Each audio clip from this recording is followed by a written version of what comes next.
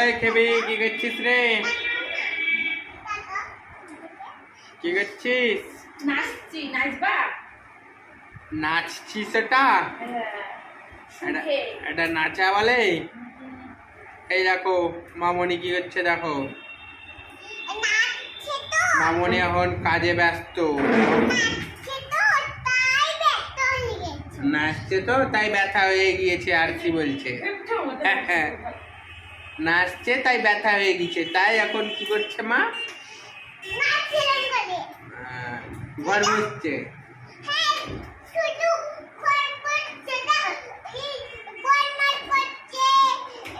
বদমাইশি করে।